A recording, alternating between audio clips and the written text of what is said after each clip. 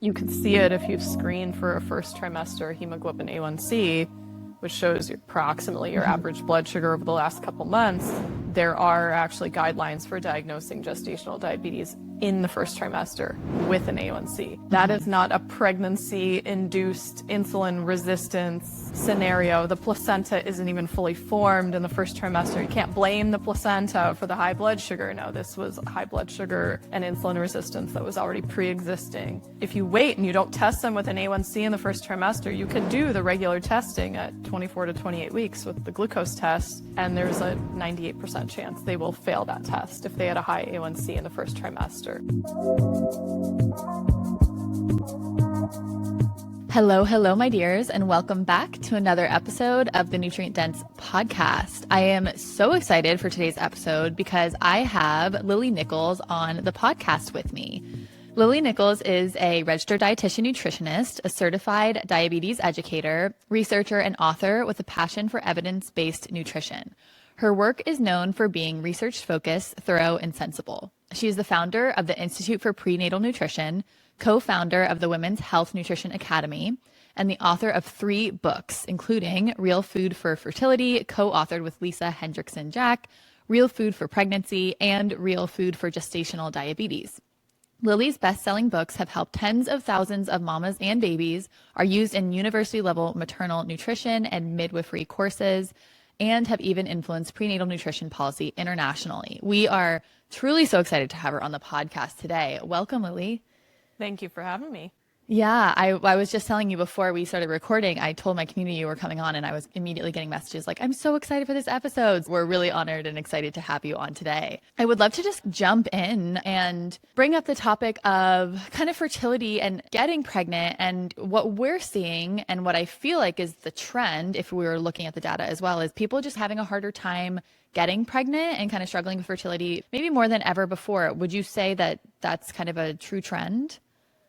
I've observed the same, and I'd say the research supports it as well. It depends on the research study you're reading, but anywhere from 1 in 6 to 1 in 7 couples is struggling with infertility, struggling to get pregnant. And it's not just on the woman's side. About half of infertility cases have some male factor involvement as well. So I think it's affecting both partners. And I think, you can look at the population-wide data, especially in Western countries like the US, and see just the dramatic rise in chronic disease. And so when you have people who are inflamed, depleted in nutrients, their blood sugar is out of whack, their blood pressure is out of whack, like everything's kind of a hot mess metabolically, one of the first places you're going to see issues is with reproductive health. So I don't really think it's a surprise that we're in the scenario that we're in, but I would say, yeah, the data supports what you're seeing clinically. Yeah, strong agree with that. I think sometimes we can put our fertility in this bucket over here and then like put our other health issues in buckets over here when really they're so deeply connected. Is that what kind of led you into this work, really seeing that women needed a lot more support in this area?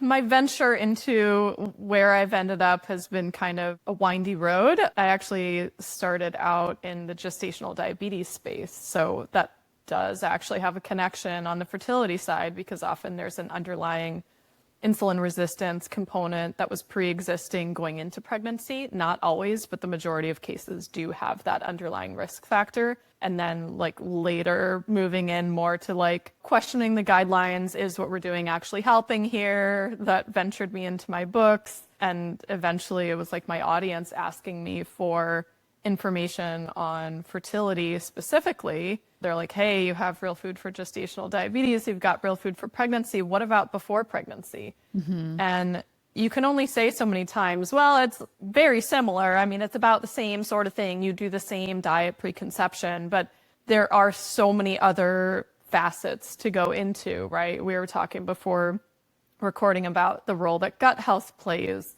the blood sugar component, insulin resistant component. There are different things you can do to address that in the preconception time than you can do during pregnancy because certain supplements are not safe in pregnancy or aren't studied enough in pregnancy. Sometimes you have women who, they have no menstrual cycle whatsoever. They have serious menstrual cycle dysfunction, which essentially will underpin issues with egg quality or endometrial thickness to even have like a, a proper home for a fertilized egg to actually embed in the uterine wall. Like there are so many little facets that I was like, okay, this really needs like a separate resource. But I would say I've spent the majority of my career supporting women of childbearing age, essentially. So there's a lot of crossover in the different life stages, but there's also a lot of nuance to addressing different issues that can pop up in those different time frames. Yeah, I want to get into some of that today. So that's really interesting. You're seeing what you were seeing was women with gestational diabetes. Majority were having, like, showing signs of insulin resistance previous to getting pregnant. Absolutely. And you can see it if you screen for a first trimester hemoglobin A1C, which shows approximately your average blood sugar over the last couple months. There are actually guidelines for diagnosing gestational diabetes in the first trimester with an A1C. That is not a pregnancy-induced insulin resistance scenario. The placenta isn't even fully formed in the first trimester. You can't blame the placenta for the high blood sugar. No, this was high blood sugar and insulin resistance that was already pre-existing. If you wait and you don't test them with an A1C in the first trimester, you could do the regular testing at 24 to 28 weeks with the glucose test, and there's a 98% chance they will fail that test if they had a high A1C in the first trimester. Yes, it's often a pre-existing issue. And now, like, I've been saying this for a long time, and the data's been pointing to it, but now we do have data, like a study recently came out, I wrote about it on my blog, that was delineating different subtypes of gestational diabetes, because sometimes you have like insulin resistance, sometimes you have low insulin production, sometimes you have a combination of the two. And the vast majority of cases, like at least 60%, were an insulin resistant subtype. It really is the majority of cases having that underlying pathophysiology. Wow. Yeah. I mean, that doesn't surprise me at all, but I feel like no one's talking about that. Like we should probably be checking this way before. I mean, I could say so much here. What's coming up for me is we should be checking hemoglobin A1C like before you even get pregnant, like way before, even if you're thinking, I mean, honestly, once a year, right, to just check in. But also if you're thinking about or trying or about to start trying, kind of getting to that place in your life where you want to conceive, I mean, we should be doing a deep dive into some of this stuff. Yeah, getting your blood sugar and insulin in check, I think, is so key preconception. And you look at what are the fertility struggles that many women are facing. The most common hormone issue that women have is polycystic ovarian syndrome. And what's one of the most common like underlying issues with that? It's insulin resistance, because the insulin resistance affects your androgens, affects your estrogen, affects, everything. So yeah, I'm in full agreement that we should be keeping an eye on that more often. And if you can address that preconception and get their blood sugar in a healthier range, that also helps with conception rates and with, conceiving a pregnancy that's actually viable as well, because we see higher miscarriage rates in women who have blood sugar or insulin levels that are excessively high. So yeah, it's all connected, right? Yeah. Yeah, that's really interesting. Yeah, we'll like check in on hemoglobin A1C with a lot of our clients.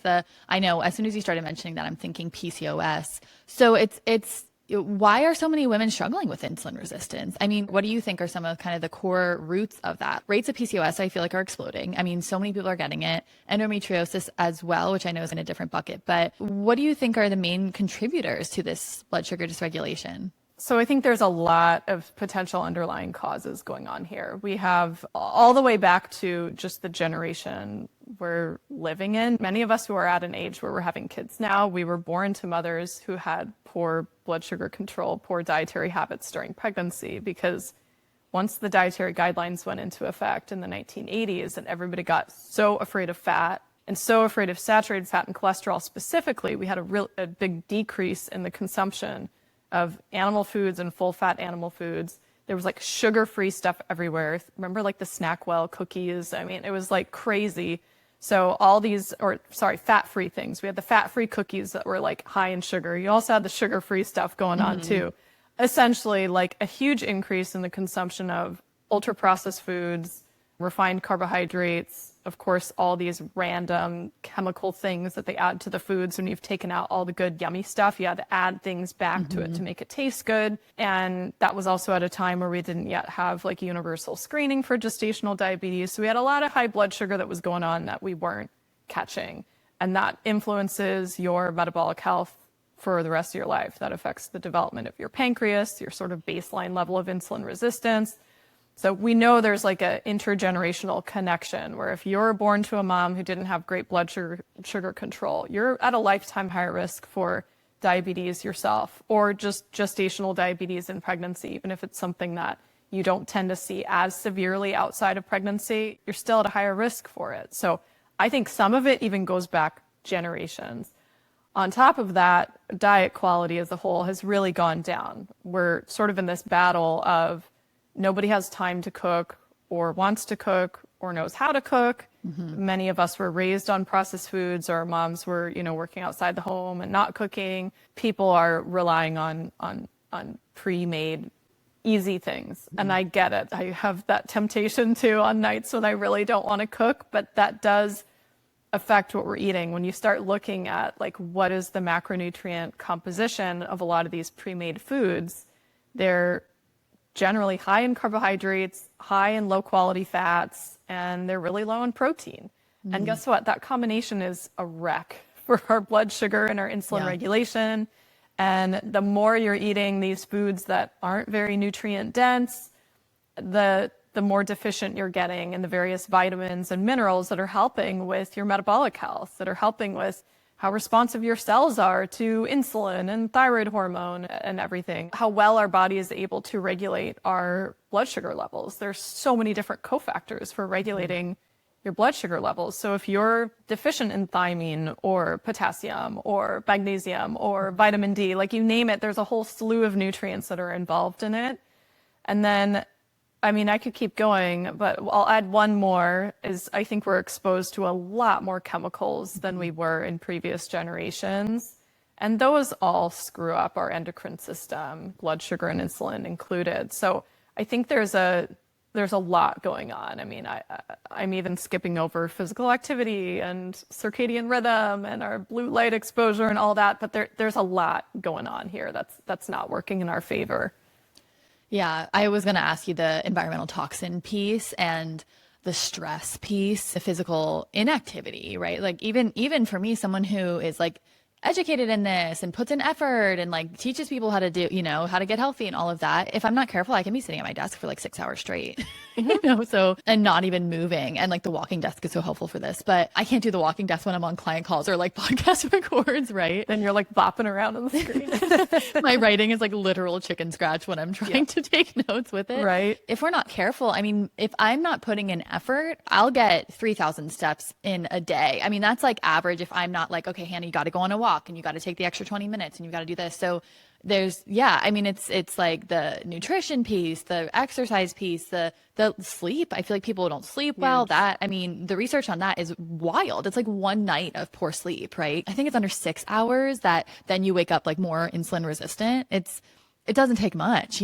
So, and then when we're looking at like, why are so many women struggling to get pregnant? It sounds like this blood sugar piece is a really big piece of this, like insulin resistance. And then, everything else that you mentioned, like circadian rhythm and all of that I put those as like underlying root causes to the fertility issue, but they can also, because they then contribute to the insulin resistance piece, but also so much more, right? So when we're looking at difficulty getting pregnant, why do you think it's getting harder? The environmental toxins, the blood sugar piece, anything else come to mind? All of the things we just outlined are some of the major risk factors. I do think there's also the component of couples waiting longer to conceive. There is indeed an age-related decline in fertility. Women are only fertile for a finite period of time in their life. It is simply a fact of life. We eventually go through menopause. Men continue producing sperm, but their sperm quality also can go down as they get older, and so that can play a factor. You're just not as like metabolically resilient, generally speaking, when you're younger. Now, that said, you can have women who do put a lot of effort into their metabolic health. They're fertile for longer. We have plenty of examples of women conceiving into their 40s, for example. But that is another factor that I think is a lot. It plays a big role, right? I mean, like my grandma got pregnant with her first baby at 18. It was normal to like get out of high school, you get pregnant, you have your babies. She had 2 of her kids like before she was 21. And in our generation, or in my family anyways, it was like expected that you go to college, you get a degree, you start your career, and then you think about having kids. So even though I was with my husband for a long time before we were married, we were not even thinking about having kids until I was in my late 20s. And so that's a cultural shift. And I think that's true for a lot of women our age. Yeah, totally. And it's, gosh, as someone who's 31 and doesn't have kids yet and who wants kids, the conversation is equally as scary on both sides. I mean, I feel like it's like, oh my gosh, if I get pregnant now, everything will need to change. And then it's like, oh my gosh, can I get pregnant? It's like, it's this, you're in this middle place where this is the conversation with all my girlfriends right now. Some of us have kids, some of us want kids, some of us aren't sure yet, whatever. But it's like, I don't feel a ton of fear around it. Fortunately, I have like a lot of tools. However, like I can't, force what's not going to happen. But it's so interesting to be in that middle space of kind of clock is ticking. There is a reality to that. I know I can optimize. I try to take care. And then it's like, but if I got pregnant now, everything would change. My business would change. It's a wild spot to be in. It's like you're equally as scared of both things happening. It really is. And, I've been there too. And I think I don't know if it's harder as somebody who runs their own business, but you have to put in a lot of work up front to sort of, I guess, baby proof, I guess you could say, your business, or step away, take time off, let things go. At the same time, I will say on the plus side, you're never more efficient with your time than after you have kids. And so I accomplish more in a lot less time than I used to. Like I look back, I'm like, oh my gosh, how did I waste so much time? Like there's no time to waste now. And so, sometimes it works out. It works out in your favor because you realize you need to prune the excess out of the way. Like, oh, this is not necessary. Don't have time for that. Don't have time for that. I'm going to focus in on what really counts. It can improve your business. I will say that. Not that it's with its growing pains, but. Yeah, I've heard that actually a lot. Like women are, mothers are just like you have time for it and you get it done. What you used to use 5 hours for, you now get done in 2, and you just it's prioritization because you simply don't have the time for it, which is interesting. One of the women on my team, she's a mom of 2, and it's interesting because she has like less time, but also I think she can hold, when I hear someone's a mom, I'm like, you can hold so much. You're used to holding so much and kind of like multitasking and managing so many things at once. It's like a whole other level of efficiency that we'll see from moms. Yeah. Yeah. Even if you were an efficient person beforehand, you also just kind of let go of a lot of perfectionist tendencies too, because like there's no time for that. Yeah. So it can be a good thing. It can be a good thing. Yeah. Oh my gosh. So going back to the gut health piece, you mentioned that. I would love to ask you, I mean, how important do you think gut health is when it comes to fertility, getting pregnant, even maintaining a pregnancy?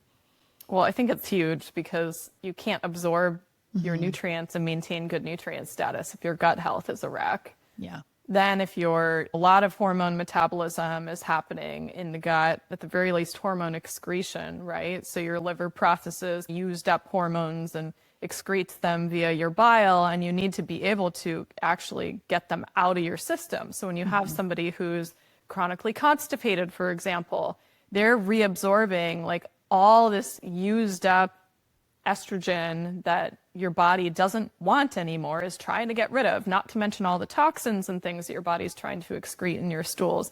You're just reabsorbing all that back into your system. It's a big burden.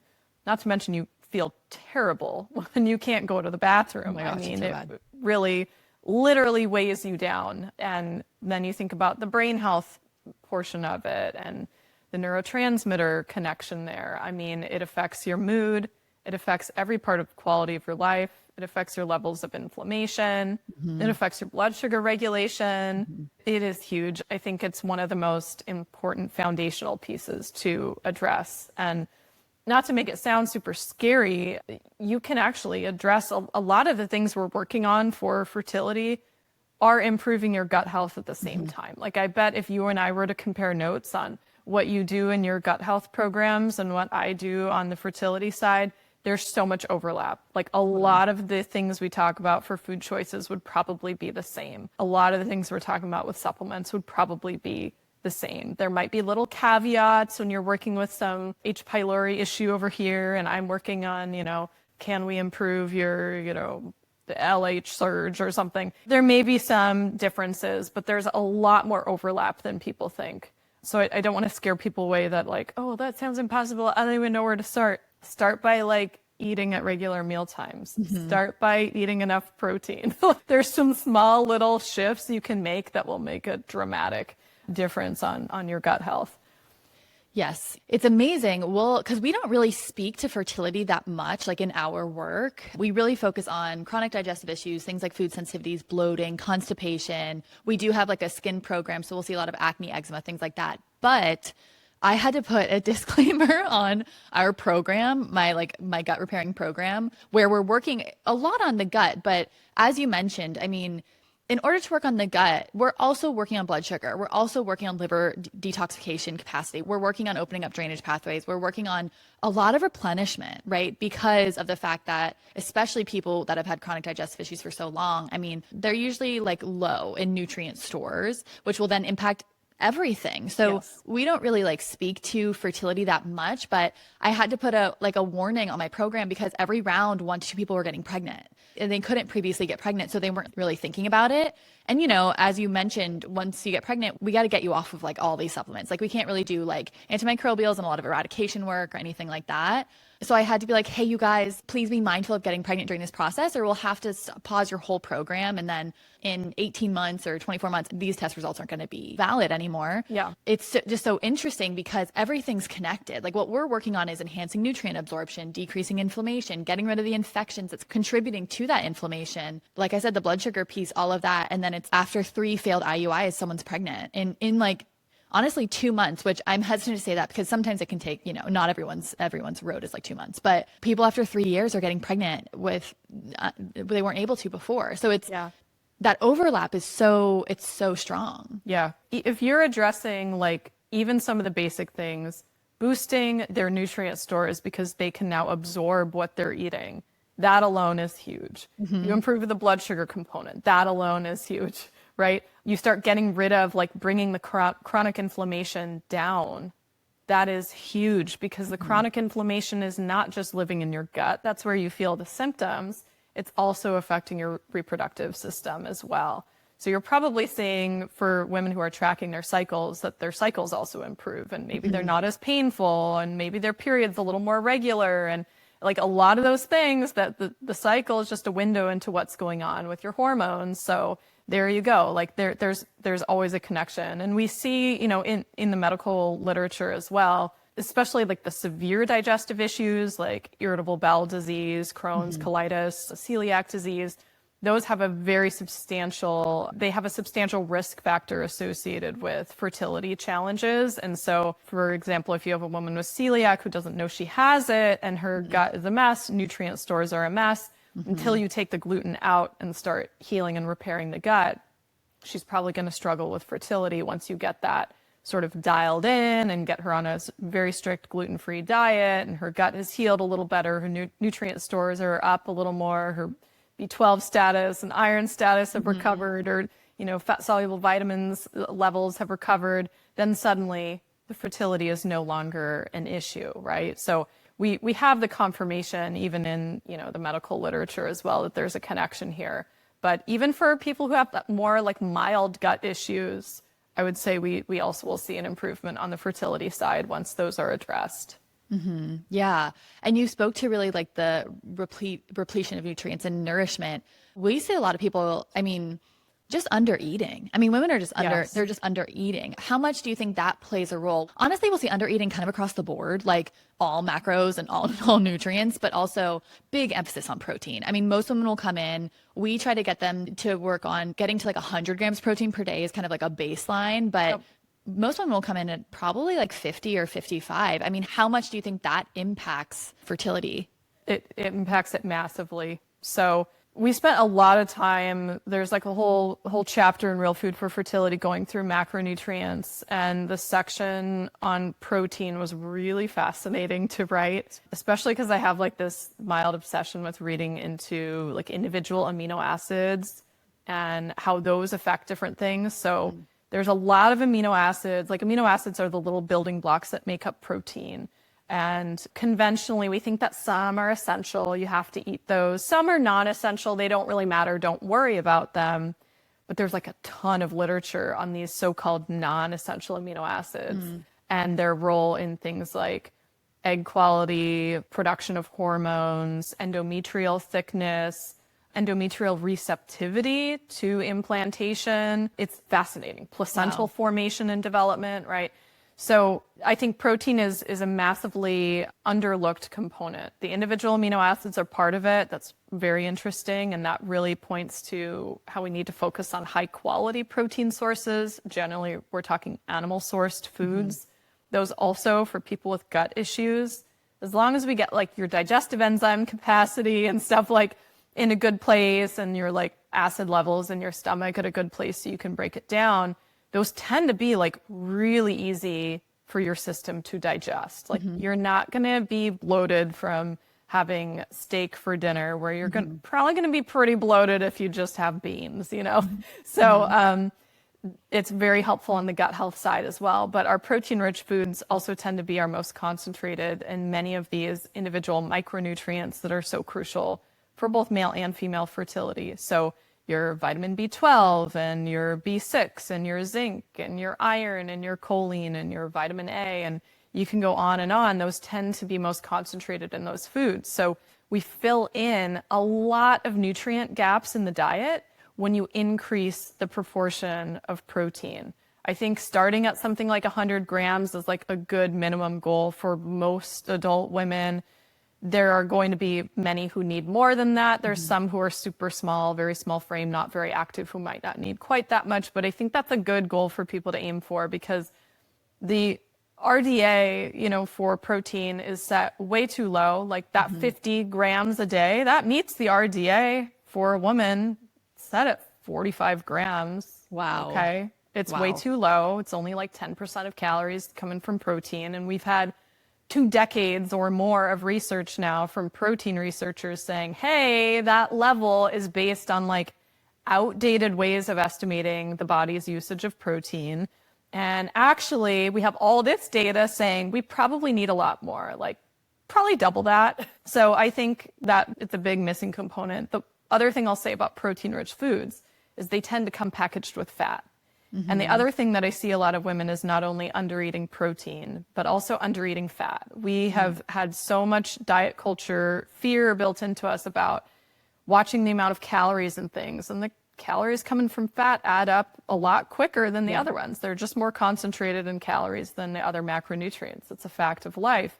But guess what? All our sex steroid hormones are built on a backbone of cholesterol, which you're going to get in foods that have fat in them. And you're going to get that from animal sourced foods. When you restrict the fat in the diet of women, men too, you see decreases in their sex steroid hormones. So in women, you see lower estrogen and progesterone levels. In men, you see lower testosterone levels. And so we need a certain proportion of the diet coming from fat. When you're increasing the protein, as long as you're not obsessively taking the fat out of every bit of protein that you're consuming, you're also going to slightly increase your consumption of fat. And then you're giving your body literally the raw materials to build hormones. So I'm like a broken record about protein, because it's like coming at you from so many different angles. Like, guess what? Blood sugar regulation, you're not going to get there without eating enough protein. You can try all you want, but you are going to be on this blood sugar roller coaster, and you're going to be starving and craving and overeating and like in a hot mess all day long because you're not eating enough protein. Like you will never experience true satiety after a meal until you get enough protein. And I'm sure you hear it from your clients. It is life-changing when people get enough protein, especially at breakfast. It's like suddenly you had 99 problems and 98 of them are gone because you simply ate breakfast that had protein in it. Wow. Like it's huge. Oh yeah. Women will be like, I feel stronger. I'm actually like eating less. Like I have less cravings. I don't feel the need to eat as much because exactly that. It's so satiating, you know? I Yes, mean, when I started eating more protein, I was like, wow, this is shocking. Like this is shocking to it me. is.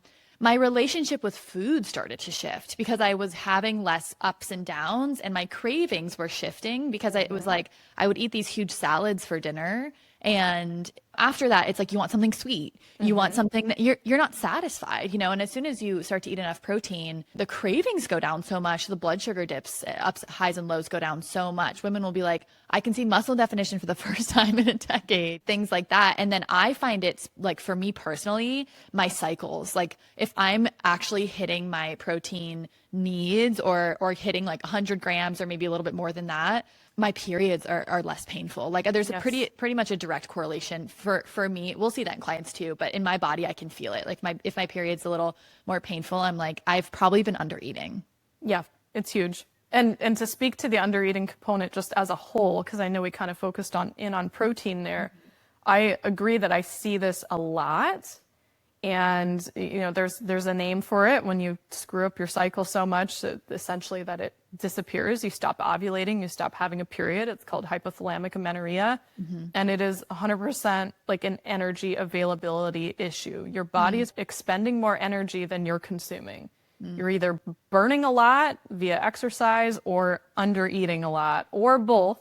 And then there's often a stress component on top of that. So over-exercise and under-eating are a stressor, but sometimes when you have psychological or physiological stresses, you can't eat because you don't feel good. You have really bad digestive issues where like everything hurts your stomach. Guess what? You're under-eating. It's not that you want to, it's almost that you feel like you have to because you don't know what to eat to feel good, which is when somebody probably needs to work with somebody on your team, right? But you also have those who are intentionally restricting to try to stay within a certain body size. And it's like when your body senses some sort of stress or lack of resources, the first place it's going to pull back from is reproduction. Because guess what? You can stay alive without ovulating. And if your body is like, this woman might get pregnant and now needs to have the resources to grow this baby, she doesn't have that capacity in her system right now. There's not enough energy for it. So we are just going to pull back on reproduction. We're just going to stop ovulating. We're going to make these, you know, if ovulation hasn't completely gone away, but you're kind of on I call it the hypothalamic amenorrhea spectrum, where you have like a really short luteal phase, like a short time between ovulation and your period, usually a lot of spotting leading up to your cycle. It's like, okay, we're like on that road. This endometrium is not like staying put long enough, you know, it's a sign your progesterone is too low, that like there's not even a nice cushy home for this fertilized egg to even implant in, right? Like your period, the flow of your cycle is reflective of how thick your endometrium is. When you hear about women going through fertility treatments and they sometimes measure endometrial thickness before they decide whether they're going to do an egg transfer that cycle, that's because we have the data. If the endometrium's too thin, the chance of implantation working out are pretty slim, so they're not going to bother, right? So if you have really, really light periods, which some women are like, this is great, I was super light period, it's like a day and a half, that's a warning sign. That's your body talking to you that it doesn't have enough resources. So if you're dealing with that and you also want to have a baby, there's a very good chance that you're either overexpending energy or under consuming food. And it's usually a combination of the two. So it's a huge one. It's a huge issue, and it especially affects women in the fitness space. Yeah. I mean, I've been there personally. Like when my gut issues were at their worst and I was like the thinnest I ever was, I was purposefully restricting too. And my stress was really high. I mean, I didn't menstruate for 2 years. And at first it was like, I was like, this is great. I don't have to worry about it, you know?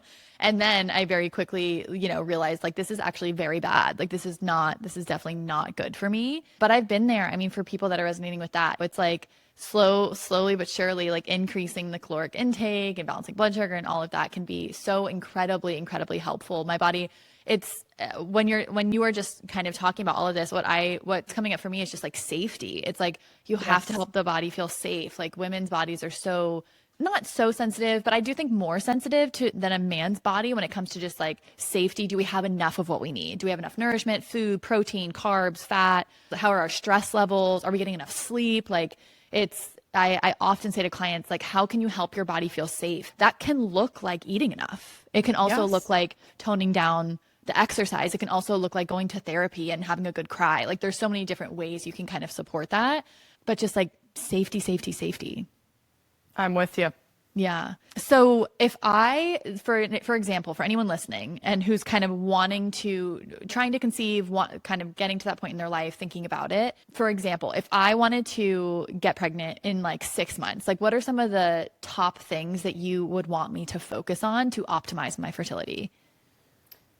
So eating enough food would be first and foremost where I'd want to focus. Second, beyond just calories. And I would also say like eating on a predictable routine schedule is also helpful. That sense of safety you were just speaking to, that applies to the whole day. So there's been some interesting research on hypothalamic amenorrhea where if there's a low energy availability state, even in a portion of the day, that can affect your hormone production.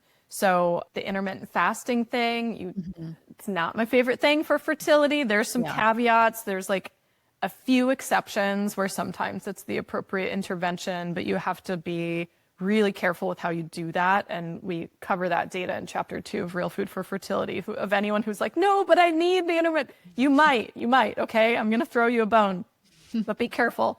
So regular, predictable meals. I would also be thinking about macronutrient distribution, right? So enough protein first and foremost. Don't take the fat out of all of it. And then carbs, I also think have a role, and I'd be focusing on as much as you can, like high quality whole food carbohydrates. So the only things that I'd say, like I wouldn't eat a whole lot of those carbs, not that I would never eat them, would be like white flour and white sugar based products essentially. But like all your other carbs are on the table, and the amount that you need is going to be proportional to what's going on with you metabolically, right? We have some individuals who, their insulin resistance is at a point where they really do better on a lower carb intake. And then on the flip side, you have really active women who are in such a high energy demand state. They do great eating more carbs, and they need to have a much more like even macronutrient distribution at their meals. So taking in consideration those caveats and like the roles for all three macros, you want some of all of them, okay? But again, the biggest one I see women falling short on is the protein. We are big fans of eating enough protein over here on Team Han. Protein is essential for muscle repair, a strong gut lining, balanced blood sugar levels, and so much more. For most of our clients, we like recommending around 100 grams of protein per day to start, and adding in a good quality protein powder can be super helpful for hitting those numbers. It's an easy add-in. You can throw it into a smoothie or even add it to oatmeal. Choosing the right protein powder can feel so overwhelming. Half of them are full of fillers and crap ingredients, and the other half, honestly, just taste bad. Equip Protein is one of my go-to recommendations for our clients and one of my personal favorites. We love it because it only has a small handful of ingredients. It's 100% carefully sourced, real foods, no additives, allergens, chemicals, fillers, or other junk. It's gluten-free, and it contains 21 grams of protein per serving. Equip's Prime Protein also offers a complete amino acid profile. It's also independently tested to make sure that the protein powder is free of harmful amounts of heavy metals and toxins like glyphosate, which is honestly super hard to find. Equip Prime Protein is a grass-fed beef protein. So it is animal-based, but it's dairy-free, unlike whey or casein protein powders. Grass-fed beef protein is packed with collagen, gelatin, and micronutrients that your body needs. We also see that it's typically much better tolerated in our clients with chronic gut and digestive issues over something like a plant-based protein powder. In addition, some of their flavors do contain natural flavors, but they're distilled vapors from natural and organic compounds or fruits like vanilla, coconut, and strawberry, and are processed without any chemicals, fillers, binders, or artificial ingredients, which once again is incredibly hard to find. Personally, I buy both the chocolate and the vanilla flavors of the Equip Prime Protein, but honestly, they have like so many other incredible flavors out now. If you're interested in trying out Equip Prime Protein, you can use the code Hannah Aylward HHC at checkout for 15% off, and we'll pop that code in the show notes of this episode for you as well. So once again, you can go to equipfoods.com, choose the flavor of protein powder that you want, and then use code Hannah Aylward HHC for 15% off.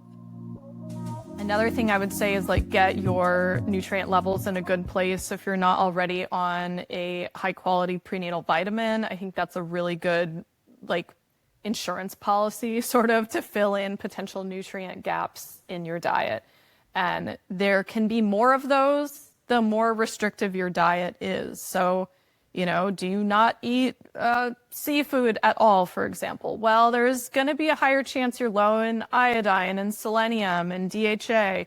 You're probably going to want to add a separate fish oil or a DHA supplement on the side if you're in that category, right? You have to be conscientious. If your diet is more on the restricted side for whatever the reason, you may want to work with somebody to make sure that you're filling your bases beyond just a prenatal.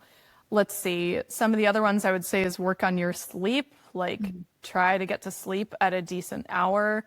If you are somebody who stays up late, wearing like blue light blocker glasses plays a dramatic role in keeping your hormones and your blood sugar in a good spot. Or you could just be one of those people who maybe you stay up later, but you're going to read an actual book and not be on screens late at night. It's shocking how much this plays a role, but our light exposure really does. Likewise, like waking up and getting some morning sunlight, especially outside, if at all possible. I know that's not always easy depending on the time of year. That really does affect our circadian rhythm, and our circadian rhythm and our cortisol levels also is going to impact our thyroid and our insulin and our reproductive hormones. So everything you can do to kind of get more in tune with like our natural biology. It's funny how this stuff that was like so woo-woo and so hippie is like come full circle with the research to support it. It's like, oh, grounding is actually good for you. It's like, oh yeah, I love walking barefoot in my lawn or being out in nature. And like now there's research to support it. Great. Yeah. Like do it, you know? And I guess one more thing is like find some type of activity, physical activity that you enjoy. And it doesn't have to be super extreme. In fact, I would caution you that if you are going to go into a more extreme exercise regimen, do make sure that you're eating more food, right? You're more hungry for good reason. But some type of activity is great, not just for the metabolic health component, but for your mental health, for circulation. Like the better your circulation is, the more your lymph is moving and your body's excreting toxins better, the more blood flow your reproductive organs are getting. There's like a reason in Chinese medicine they're talking about keeping the womb warm, right? Yeah. It's like when you have activity, you are bringing blood to all different parts of your body that could have just been kind of stagnant if you're stuck in a desk all day. So some type of activity can be really helpful. Yeah, I love that. I was just talking to my sister last night about she went to like this like sauna cold plunge place, and it's so fun. But I was like, I don't know, girl. I get in that cold plunge and I feel like my digestive organs like are like too cold. You know what I mean? Oh, yeah. It makes me think of Chinese medicine and exactly that, like keeping the womb warm, keeping the digestive fire and all of that. I swear I get out of the cold plunge and I'm like, my stomach, I have like a stomach pain that like comes and then it goes away, but it's just like, it's so cold and it's, probably not what we should be doing for that. I think you have to really listen to your body with that stuff. I am equally like not drawn to cold plunging. I mean, it's one thing if you've done like a really big hike up a mountain, you jump in like a mountaintop lake, you know, your body's already hot, your circulation is good, you're going to hike back down the mountain. Or if you're in a place where there's like a raging hot sauna right there to get into and you can like recalibrate and warm up before or after maybe if I lived in Texas, like it would be appealing. But yeah, I crave warmth more than cold. So I think you have to kind of go by your physiology. If you're finding it makes you like too cold or not feel good, I would say skip it. I think it's been a little overused, or maybe like the length of time or how cold people are doing their cold plunge can be like pushing extremes that we don't need to. I mean, it is a stressor on your body. Yes. So like, how stressed are you? And is it pushing your stress bucket beyond your capacity? Only you can answer that question, you know? Totally. Yeah. For me, it's like deep luteal phase, menstrual phase. I'm not getting in that thing. Oh yeah. You know what I mean? I'm just like, agree. my body's like, no. And then, yeah, depending on what else I have going on. But I do think that's so true. It's like when the other thing, I mean, the natural cold plunge is also like being in nature, which I think is like healing in its own way. So it's like we've kind of like taken this and we've like put it into a tub, which I'm not even, I don't hate cold plunging or anything. It's just interesting. We're like, oh, that's great. And then we'll just put it into this like plastic tub. Right, right. Yeah, everybody get into a deep freezer full of ice. It's like not the same as the coastal lake. Versus this like spring after like a hike when you're like in the middle of nature. It's just like a little different. But yeah, just to recap some of these main points that you said so everyone kind of knows, they've got their plan if they're listening to this. Balancing blood sugar, number one, which kind of includes eating enough and also eating enough throughout the day. That's very important here. Hitting your macronutrient needs, etc. Then we have potentially like a high quality prenatal, probably not potentially, almost always, a high quality prenatal to fill in some of those nutrient gaps, possibly additional support if need be, depending on your diet and kind of your baseline. Another thing that you mentioned was not removing the fat from the protein. So I just want to clarify for anyone listening, that would be like eggs versus egg whites, right? So eggs have their fat in them, like a whole egg, there's a lot of fat in the yolk versus like egg whites, you've kind of taken that fat out. Same for Greek yogurt, right? You can go non-fat, there's really no fat in there. Or you get like 2%, 5% fat Greek yogurt. Grass-fed beef, gonna naturally have fat in it. Salmon, gonna naturally have fat in it. So just for anyone who wanted clarification on that. Sleep, get to sleep on time at a decent hour. What would you say that hour is? Like what's ideal? Depends on the person. How early do you have to wake up? I think most women, and some people might disagree with me, but I think most women need a good solid 8 hours of sleep. I personally actually thrive with 9 hours of sleep a night. It's like women do, per the research, we have higher sleep needs than men. So my husband can get away with like 7 hours fine. He's even fine sometimes on like 6 hours. It's like if I don't get my 9, I'm kind of grumpy. So if you're waking up really early, you are going to need an earlier bedtime. I can't tell you exactly what time that's going to be for you. But if you think of, ancestrally, what we would do after sunset, you might have a fire and you stay up with a fire for a little bit, but you get tired when you don't have artificial light and you go to sleep a lot earlier. For anybody who's been like backpacking, for example, you go to bed a lot earlier when you're backpacking than when you're at home and have artificial light. So I would say on the earlier side, like I would prefer people go to sleep earlier and wake earlier, closer to sunrise. Granted, that may be different depending on which, if you're equatorial or closer to the poles, but that's where I would prefer people go versus staying up late and then sleeping in. And by the time you wake up, it's like 9, 10 o'clock, or go to sleep super late and not get a sufficient number of hours. So I would just time it by like, how many hours do you really need to feel rested? Be honest with yourself, Yeah, I'm like a solid 8.5, honestly. 8.5 to 9 is where I feel best. 6, I'm barely functioning and I'm upset. I'm upset and I just don't feel like right. And it's amazing how much better I feel when I get enough sleep. Yeah, some of the women on my team are like 10. You've got to be asleep between 10 and 2. It's such an important time to be asleep, So this is probably where my health routine needs the most work, is my sleep schedule. Working on that. And then physical activity you mentioned as well. So finding something that you enjoy. Just want to shout out strength training. Love strength training. Yes. It's like the benefits are so amazing. I feel like I talk about it ad nauseum, but like even 3 times a week, picking up some weight. I mean, so many benefits for metabolic function. And then also movement for gut health. I mean, I was just coaching in my group the other day and I'm like, we can't really expect to not be constipated if we're never moving. You've got to move, whether that's like squats or just a walk. And if you have no time at all, go out for 15 minutes in the morning, go out for 15 minutes in the evening, like walk your dog, take it on an extra lap, like just get in some movement. I do think we need more than that, but that's a good place to start because of everything that you said, lymphatic system, metabolic function, blood sugar regulation, gut health, all of that kind of stuff. So that's just an overview for everyone to kind of know where to start. Prenatal wise, we tend to like the Seeking Health prenatal. You do like that one? I love the Seeking Health one. I also really like Fullwell. They're, great, both great products. Yeah, we like that one too. I feel like a client commented on the taste of it or something, or the smell of it. They were like, I don't love the smell of it.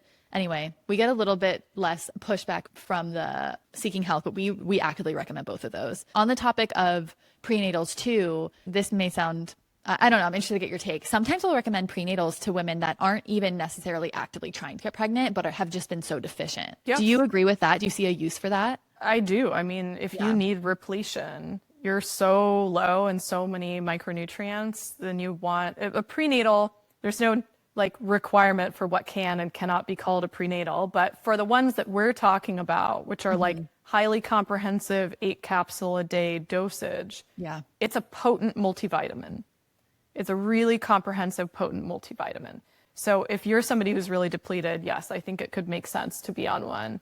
That said, I also have the flip side of some individuals who may not have like known deficiencies. Maybe they're not trying to conceive and they're on a super high potency prenatal for like years. I'm like, okay, you could probably, if you're consuming that on top of a pretty good diet, you could probably switch to a lower potency one for those like in between times. But for preconception, super deficient, pregnancy, lactation, a comprehensive higher potency one makes a lot of sense. Yeah. When we see clients, it's basically like they've had chronic digestive issues for a long time. So many of them need so much nourishment. We found it's kind of like a cost effective way too. Cause it's like the one supplement, even though it is a lot of capsules and people definitely don't love that, but you can space it out, you can take them throughout the day, but it can be cost effective for people versus sourcing many different things. It's like, we're going to get some of this in this one thing when, you've been under eating for years, you've had gut issues for years, things like that. Obviously work with someone, but sometimes we will pull it in. We found it can be kind of like not a one-stop shop, but it's just easier. It's like, take this one thing. It is. You're getting like what, 23 plus nutrients all in one at effective doses at like, good quality nutrient like choices that are well absorbed. I mean, if you were to add like an individual, folate, and you're adding like, I don't know, $15 a month for that. And then you're adding vitamin D. Okay, we're adding like $10 a month for that. Okay, we're adding a multi-mineral calcium magnesium supplement. Okay, like $20 for that. You end up with not as many nutrients for a lot more money than just getting a one-stop shop. I'm with you on that. Yeah. Because we just found we were recommending, a lot of different things. And it was like cost. It's also just like supplement fatigue, like pill fatigue, all of that.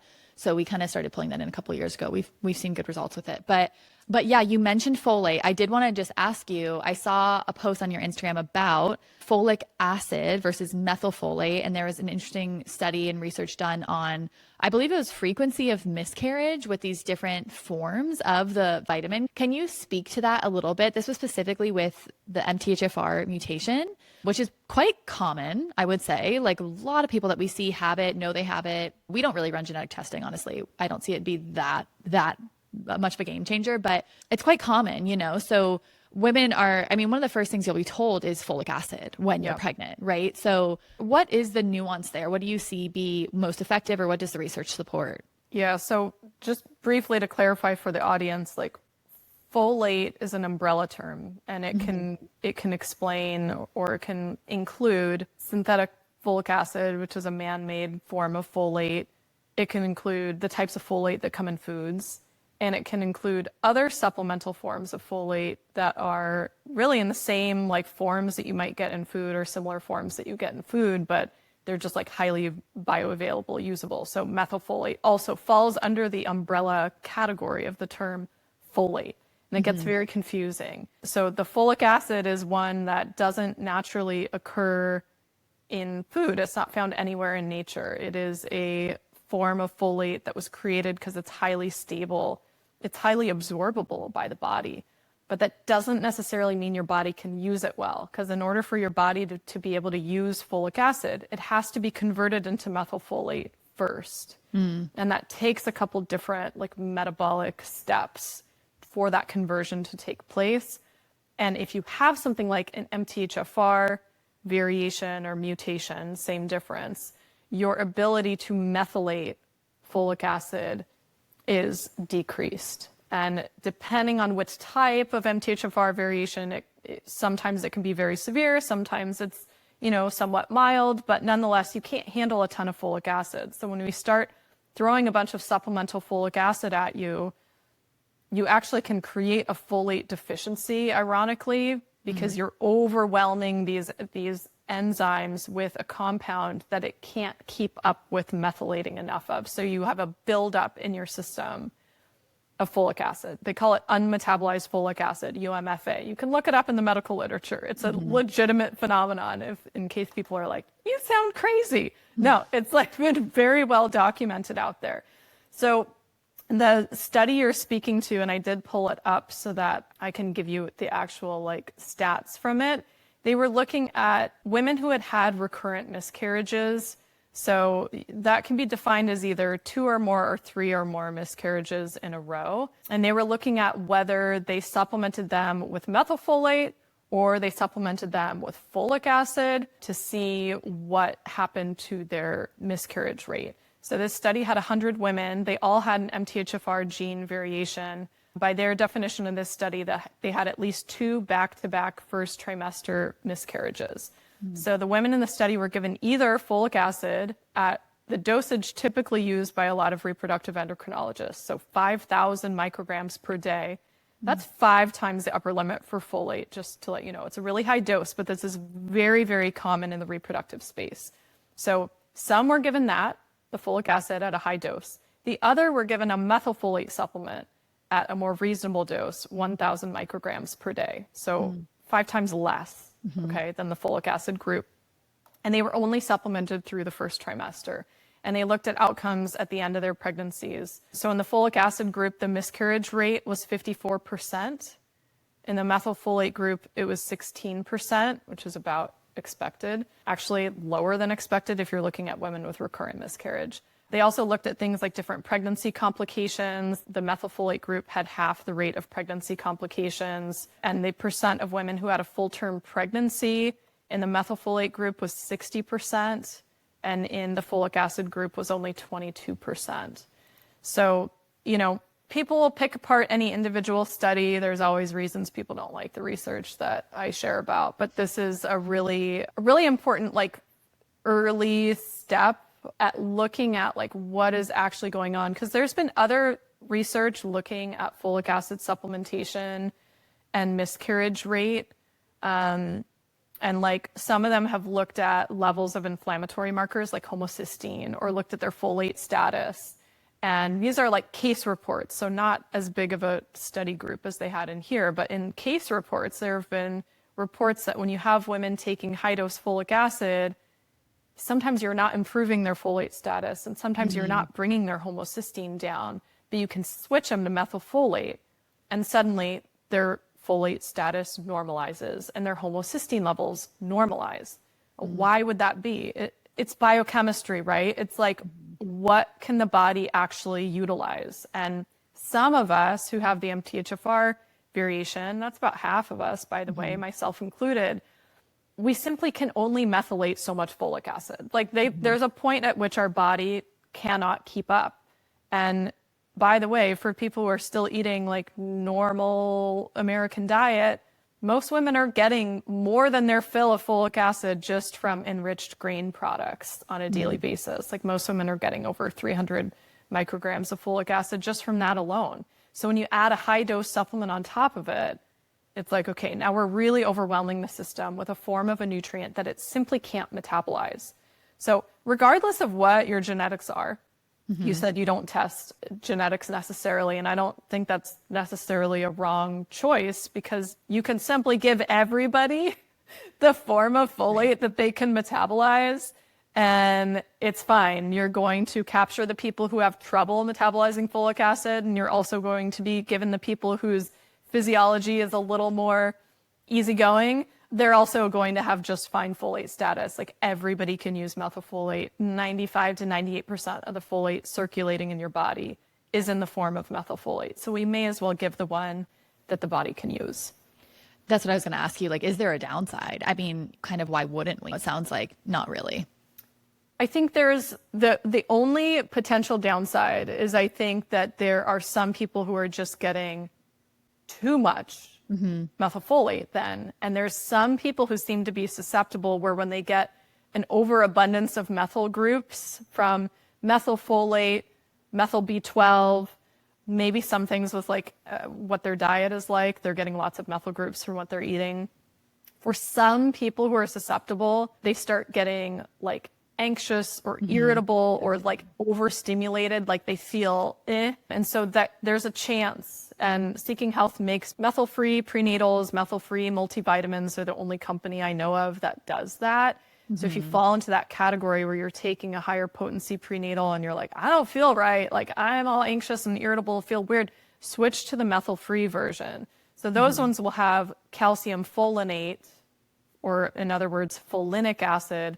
It's like a couple steps removed from methylfolate. So your body still has to methylate it, but it's still much easier for it to metabolize than folic acid. And I know it's confusing because folinic and folic sound very similar. There's just a little in the middle of them. On the label, supplement labels will have it labeled calcium folinate, generally speaking. But that's another option for somebody who might be sensitive to it.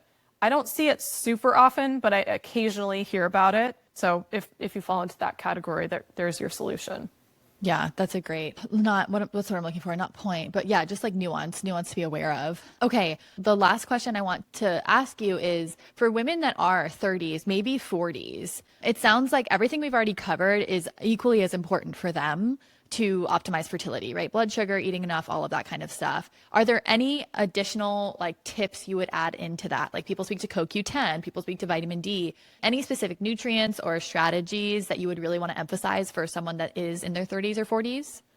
Yeah, so I would dial in more on the strategies that I just talked about for improving metabolic health. Ultimately, like the concern over aging is that we tend to have a decrease in egg quality over time, and that correlates with lower conception rates and also higher miscarriage rates. And that unfortunately is just the reality. There's an age-related decline in fertility. Now, the human egg cell has the highest concentration of mitochondria of any other cell in the body by far. And so if we can support mitochondrial health, like cellular health, then we're in a good place, which is why we have so much research on giving women who are undergoing fertility treatments like IVF, maybe, CoQ10 and alpha lipoic acid, some of these other antioxidant nutrients that also support mitochondrial health. I think in that case, if I fell into a higher age bracket and still wanted to conceive, I would dial in on all the metabolic health stuff to get really healthy. Weight training would be a big one that I would emphasize, combined with eating enough food and enough protein, please. But really dial in on that because it cannot be overstated how much of a difference having more metabolically active lean body mass is going to help your mitochondrial health. But on top of that, I would really dial in on the antioxidant nutrients that have the data for supporting egg quality. So I would read there's an egg quality chapter in Real Food for Fertility. I would definitely read that. But some of the things that I would probably do would be things like alpha lipoic acid, CoQ10. I'd probably add in inositol. It's just amazing for so many things, but egg quality included. I might even add L-carnitine, super helpful for fatty acid oxidation and egg quality. I would probably dial in on those. I would really be focusing on high quality protein coming in the diet because a lot of these nutrients are actually found in really nutrient dense animal foods. So you're looking at where do we find CoQ10 in the diet? Highest concentration is in heart. Have you ever cooked a beef heart? Have you ever cooked chicken hearts? You're not going to get the same dosage that you get from a CoQ10 supplement, but on top of the small amount of CoQ10 you'd be getting in that food, you'd be getting a whole bunch of other micronutrients that are really vital to egg quality and endometrial thickness and so much else. So I would be dialing in on those as much as I could. Yeah. And some of those brands have like the like ancestral blends, right? So you can get the like grass-fed beef with the heart or with the liver or whatever. That could be a good, like easier way to get it in. Yeah. So much there. Thank you. And mitochondrial health, I mean, circadian rhythm too, you know, like all of that you were saying, that sunlight exposure. I mean, it's so critical. I have like a million questions I want to ask you, but yeah, thank you so much. I think this has been so helpful. It gives people a great like starting point for anyone that's interested. I cannot recommend your books enough. Like, I think they're a must get. I recommend them to clients. I recommend them to friends that are trying to conceive. I'm like, please get this book. Go through it, sift through it, start applying. It's all in one place. You know, it's like all of this information that you could need on this in one place. So cannot recommend your books enough. Are there any last thoughts or notes that you want to leave the audience or anyone who is trying to conceive? I guess I would add like one final thing is to just be really kind and gentle with yourself. You know, of course, we have some of these miracle stories that come through, and I've shared a lot of those in some of my content over the years, and you'll see a bunch of them in Amazon reviews and whatever. But fertility, it's not a short game. It really is a long game. Like, your fertility is a reflection of overall health. So any steps that you're taking for improving your overall health will have carryover on your fertility, but be patient with yourself. Like, when you're looking at improving egg quality, you know, it takes 220 days for an underdeveloped follicle to be recruited and developed into a robust, ready to be ovulated egg, right? Like, that's 7 to 8 months. Like, you've got to be gentle with yourself. And if you're coming up against some struggles or you've had some losses, I hope that you do read through Real Food for Fertility. There's a section on recurrent miscarriage, by the way, in chapter 13, and chapter 17 has like information on sort of like timelines, and if you've had a loss, like when you might want to try again or what to focus on. Like, be gentle with yourself and get professional support if you need it. Like, we poured so much into Real Food for Fertility, but some things like can only be addressed with individualized care. So if you're like, I don't know what to do next, or I've done all the things and I'm still stuck, like, you might need to dive a little deeper with a functional practitioner. So be gentle with yourself and like arm yourself with some resources, like be open to reaching out for help, but you don't have to walk the path alone. Yeah, so beautiful. Where can anyone find you if they're interested in learning more, connecting with you, learning more from you? So you can find me on my website, which is lilynicholsrdn.com. Over on there's a tab for my books. You can see where to buy those. Be sure you like go through those links when you're looking for my books. There's been counterfeits on some of the weirdo, like cheap resale book websites and stuff, like literal counterfeits. They'll have my cover. It looks like it has the description. It's counterfeit. So buy through those links and buy through where it says shipped and sold by Amazon. Some of these third-party sellers can be nuts, and it's a bit of a nightmare trying to fight back against that. As for like more information from me, I write a ton on my site. My blog has hundreds of articles. There's no paywall, there's no Substack. It's just on my website. Use the search bar and you can find lots of different things. I have a bunch of freebies over on the freebies tab. You can get the first chapter of Real Food for Fertility for free over at realfoodforfertility.com.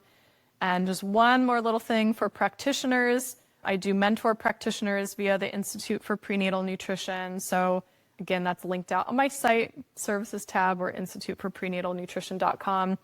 And as for social media land, you can find me on Instagram mostly, but I'm on some of the other platforms. Lily Nichols RDN, same as my site.